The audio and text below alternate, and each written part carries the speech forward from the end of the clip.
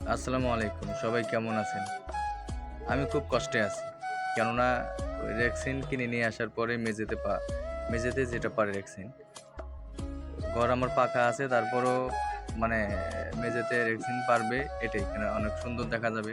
আসলে গরিব মানুষ, ওই পরিমাণে টাকা-টুকা নাই, তাই একটু মানে কম দামি কিছু জিনিস কিনে নিয়ে এসে মেঝেতে পারবো এটাই।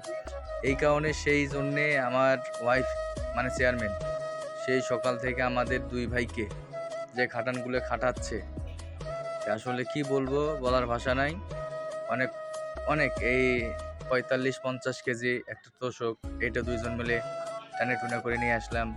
এরপরে সোফা সেট টানাচ্ছি, তারপরে মানে এক এক কথায় রুমের সব কিছুই আমার ২ জনকে সব কিছু টানতে হবে, যা আছে। আমার অপর পাশের রুমটাতে সব ভ্যাকসিন পাড়া আছে, ওটাতেও করছে, অনেক কষ্ট হয়েছে। এখন এটাতেও সব কিছু করতেছি। যাই হোক, অনেক ক্লান্ত।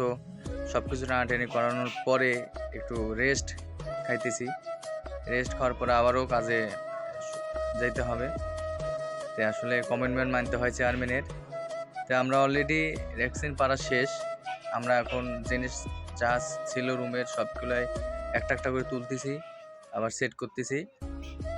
তোলা শেষ হলেই আবার তোশক নিয়ে আসতে হবে, সব আবার পুনরায় নতুন করে সব কিছু করতে হবে।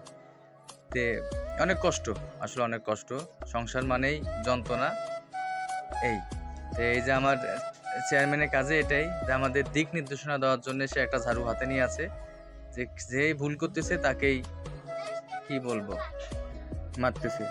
যাই হোক, অনেক কষ্ট করে তোষকটা অনেক কষ্ট করে নিয়ে আসলাম। নিয়ে আসানোর পরে এখন বিছানায় পারবো, তুলতেই পারতেছি না, ২ জন মিলেও অনেক কষ্ট। যাক, কষ্ট তো কষ্টই, কষ্ট তো সফলতা হবেই। অবশেষে বিছানাটা পেরেই ফেললাম, আস্তে আস্তে পারতেছি। তে এখন আমার এই রুমটা মোটামুটি সব কিছু আমার এই চেয়ারম্যান দেখতেছে আসলে স্বয়ং সম্পন্ন হয়েছে কিনা।